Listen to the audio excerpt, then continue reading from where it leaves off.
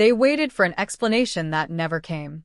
Not because I didn't have one, but because I finally understood how much of my life had been spent explaining things that were never misunderstood.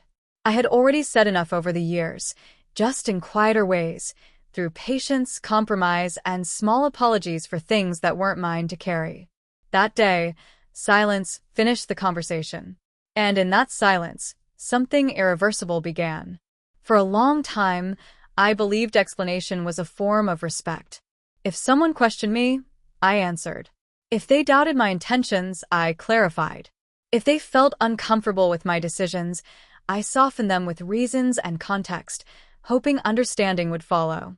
It felt mature, responsible, even kind.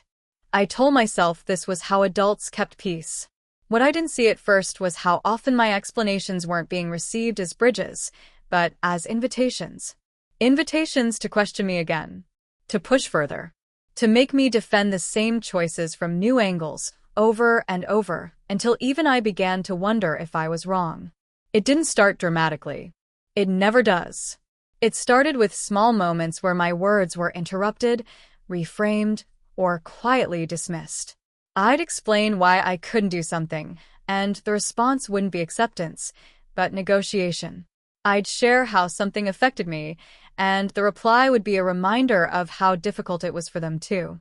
My explanations became longer, more careful, padded with empathy and disclaimers. I learned to preempt their objections before they voiced them. I learned to sound calm even when I wasn't. I learned to justify my feelings so they would seem reasonable enough to be allowed. Over time, explanation became a habit, a reflex. I explained when I was late, even if the reason was obvious. I explained when I was tired, even when rest required no permission. I explained boundaries as if they were requests. I explained decisions that harmed no one but disappointed someone. And each time, I felt a small internal shift, a quiet erosion of something I couldn't yet name. It was subtle, like standing slightly crooked for so long that you forget what straight feels like. What I didn't realize was that the more I explained, the more explanation was expected. Silence started to feel suspicious. A simple no felt incomplete without a paragraph attached. If I didn't offer reasons quickly enough, they were requested. Sometimes politely. Sometimes with a tone that suggested I owed them clarity, as if my inner life were a public document under review. And, because I had always provided it, the expectation hardened into a rule. There were moments when I sensed the imbalance. I noticed how rarely explanations flowed in the opposite direction. How often their decisions arrived fully formed, without footnotes. How easily they said no without softening it. When they changed plans, it was circumstance. When I did, it required justification. I noticed how my explanations were dissected, while theirs were accepted at face value. But noticing wasn't enough to change anything. Habits don't break just because you see them, especially when they've been rewarded with temporary peace. The exhaustion crept in quietly. Not dramatic burnout, just a low, constant fatigue. The kind that comes from always being prepared to defend yourself, even in rooms where you once felt safe. Conversations began to feel like trials. I found myself rehearsing explanations in advance, anticipating misunderstandings that hadn't yet occurred. I started editing my choices before making them, choosing the option that would require the least explanation rather than the one that felt most honest. And that was when I realized something was wrong.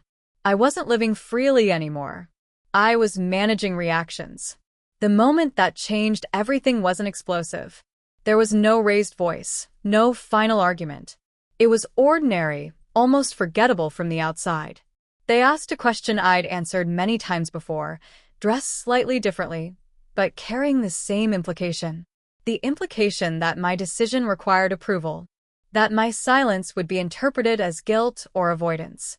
I felt the familiar urge rise in me, the impulse to explain, to clarify, to smooth the edges. The words were already forming. And then something else happened. A pause. Just long enough for me to feel how tired I was. In that pause, I saw the pattern clearly for the first time. Not just this moment, but all of them. How explanation had become my way of staying connected, of proving my worth, of earning my place. How it had slowly trained others to see my boundaries as flexible, my needs as negotiable, my time as available. And I understood something that was uncomfortable to admit. They weren't waiting for an explanation because they needed one. They were waiting because I had trained them to expect it. So I didn't speak. Not as a tactic. Not as punishment. Just as a decision. I let the question sit between us, unanswered. At first, there was confusion. A second prompt, softer this time, as if I hadn't heard. I still didn't respond. The silence stretched, awkward and heavy. I could feel their discomfort, the shift in energy, the subtle panic that comes when a familiar dynamic stops working. And for the first time, I didn't rush to fix it. That silence did something words never had. It revealed how much of our interaction depended on my participation in my own interrogation. Without my explanations, there was nothing to push against, nothing to debate, nothing to reframe. The conversation stalled, not because there was nothing to say, but because the old script no longer applied. And in that stalled space, a new truth surfaced. My explanations had never been about clarity. They had been about control. In the days that followed, the reactions varied.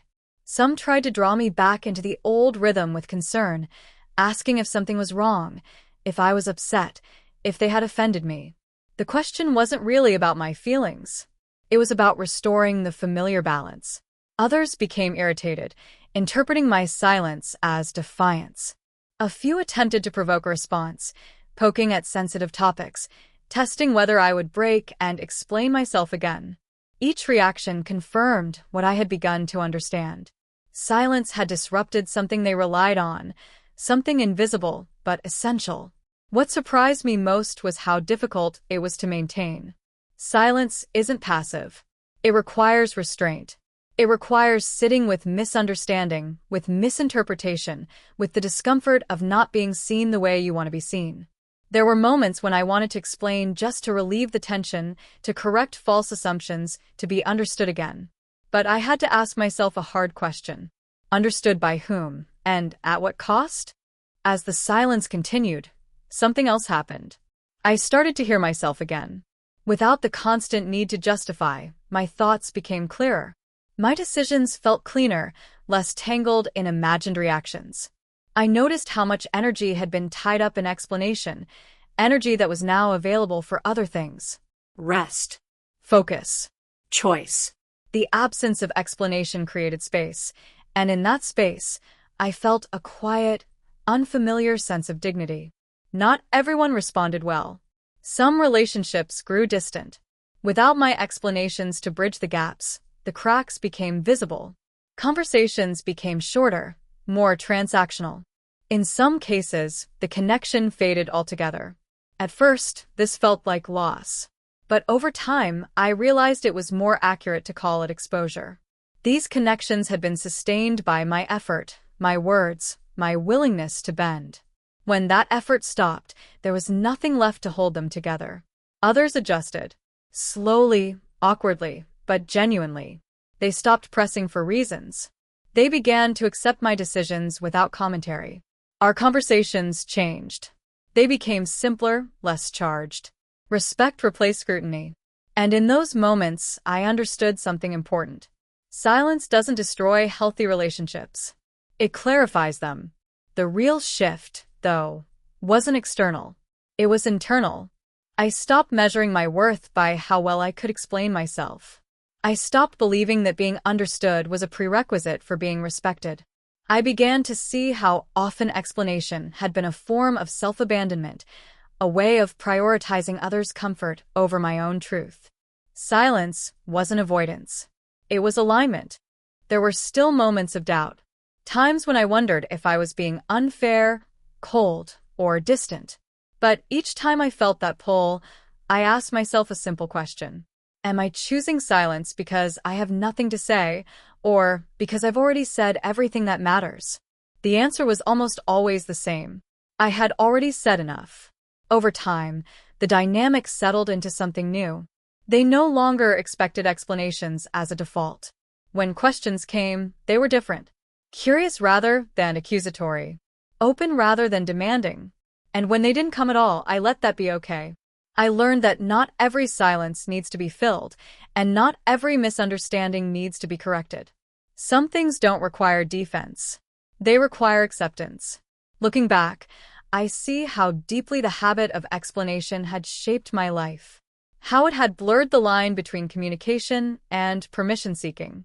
How it had taught others to see my boundaries as topics for discussion rather than facts. Breaking that habit wasn't loud or dramatic. It was quiet. It happened in pauses, in unanswered questions, in the decision to let silence do what words never could. If you've ever felt the weight of constant justification, if you've ever noticed how quickly your no turns into a speech, consider what might happen if you stopped. Not forever. Not in every situation.